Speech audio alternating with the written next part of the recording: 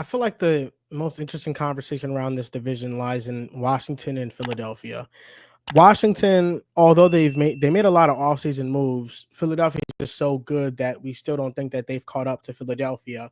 And everything for the most part, not entirely, because there were two parts of the season for Philly before week 5 and after week 5. But after week 5, everything pretty much went perfect and they were the most dominant team in the NFL. What do you see this year, if anything, could hold back Philly?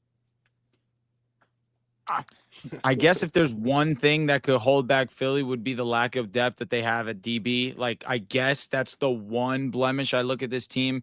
Yeah, you lose Milton Williams. Yeah, you lose Josh Sweat.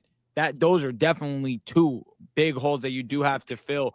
But I think it's the fact that opposite side of Guantanamo Bay, yeah, you have Cooper DeJean, but he's more that nickel guy. Who's going to be that outside corner that you have with him that you can trust on a down-to-down basis? That would be my concern. Other than that, I still trust this offense. I still trust this offensive line. Hopefully, Landon Dickerson is 100% ready to go by week 1. I know that he got away easy considering what it was thought to be. Thank God that this is actually what it was, and we are going to get a healthy Landon Dickerson. But regardless, I guess that would be the one hole. It'd be that DB room. But even still, it's not enough for me to think that the Commanders can surpass them in the division, can surpass them as the top contender in the NFC. I still don't love this Commanders defense. That's really where the difference between the two teams lies with me. We can be as high as we want to be on the Commanders offense, even still with not the overwhelming amount of talent, but because Jaden Daniels is so great, because Terry McLaurin has stepped up the way that he has, we can be as high as we want. But regardless, the defense got to go out there and has to get stops. And that really is my concern when looking at these two teams. I would say if there's anything, didn't mean to cut you off there, Riv, that could hold them back, it's just the history of running backs that led the NFL in touches the prior season, having wear and tear the following year. We saw Derrick Henry in 2020 the following year. He missed some time. Josh Jacobs, and then more recently CMC. David Johnson back in the day. There's definitely some history there, and Saquon's an absolute specimen. So he's fighting against that, and he's looking to change that narrative. But even then with the Giants, Saquon was playing 13, 14 games the last couple of years, but just given how much their offense leans on him in the regular season, I would say that's going to be the biggest question. Yeah, John, that was definitely one thing I was going to bring up. Just lessen the load on Saquon. He had 320 plus touches. So would like to just see maybe him cut down to maybe 250, 260. There was a couple games where we were force feeding him a little bit. In the other games, he was just bugging out. So just keep giving him the ball. I guess defensive line depth. I want to say they're putting a lot of faith in the Hunt and Ojomo and guys like that. So if they don't produce like you want to, then obviously guys like Josh Sweat, Milton Williams, those would be severe losses that you really miss. But if the depth shows up, then you're feeling good. And then like you mentioned, Drew, just that boundary corner. I think that's like the biggest thing that's been in camp. That they don't have Jackson, Ringo, Bennett. Nobody's really stuck out. Obviously, Bennett got there late, but just specifically Jackson and Ringo, they were so bad that DeJean had to come back to play cornerback too. So, obviously he's going to be traveling all around the field. They're going to have him rushing the passer. They're going to have him playing safety, covering. Like, he's going to do a lot of everything. He's kind of our, a little gadget guy. We just put him everywhere. But, yeah, like really just that secondary because week 1, we do have Pickens and CD. So I'm fine with whoever Quinyon matches up with, but who's going to match up with the other guy? That's going to be the big thing. But, yeah, everything is really minor because I think this team is just super talented where they'll be able to get over that hump. Yeah, the only other thing I'll throw out there is just changing offensive coordinator. We saw a couple of years ago when you go from Shane Steichen to Brian Johnson, it felt very similar to this team where it's like this team is too good even with the change in coordinator to fail. And even though they started off 11-0 or 10-0, whatever it was, we saw down the season, obviously, or down the stretch of the season, how it ended up. So that would be, I think, the only other concern that we haven't mentioned yet is just moving on from Kellen Moore, who, isn't a world beater by any means, but I think, proved to be a good coordinator, a good play caller. You're going to Kevin Patullo now, I believe his name is, who was the passing game coordinator from last season.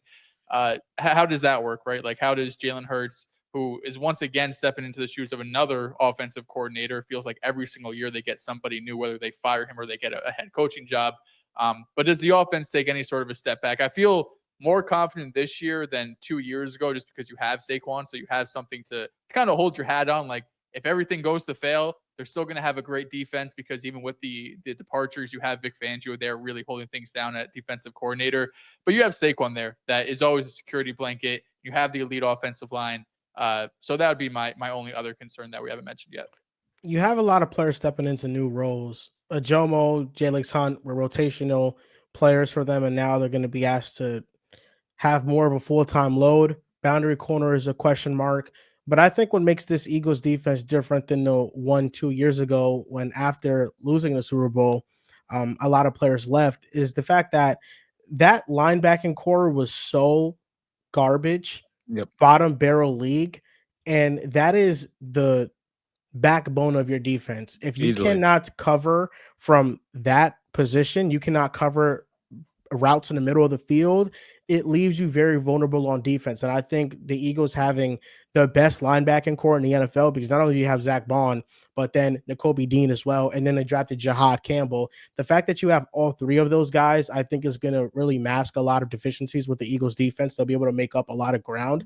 And then the offense, it is offensive coordinator. I think Saquon should get less of a load this upcoming season, and I think they should pass the ball a little bit more this upcoming year too. And Kevin Patullo, who's their new OC, he comes from the Colts with Nick Sirianni. He came over with Shane Steichen. So they didn't go to an outside party and hire somebody like they did with Vic Fangio in the defense. This is somebody in-house that has known this offensive system for a while now. So a lot of the things that he already knows Jalen Hurts likes to run and is comfortable running, he knows those things. So I think it's going to make the offensive transition pretty seamless. And oddly enough, if this was any other circumstance, I actually think Washington would have a much better chance at winning their division, because I think they had an incredible offseason.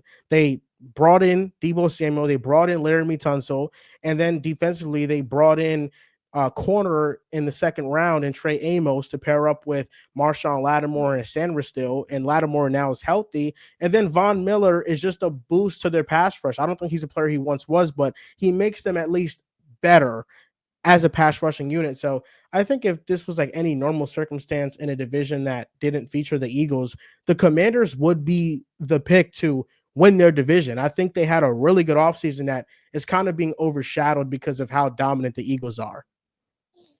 Not sure, going you to got disagree. Jaden Daniels going into year 2, right? You played MVP level in year 1. He could get better.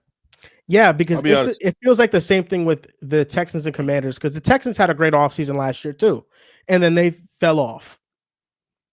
I think people are just underlooking the offseason because they brought in washed players. Deebo's not washed. Deebo may have looked washed last season. I am still under the belief he has something in the tank. He better. I got him in my fantasy team. He might still have something. You could still be washed and still have something. You're cooking like Keenan Allen last year. He gave me a little some, and he wasn't Keenan Allen. He's washed, but he still got a little some. Yeah. Von Miller, washed.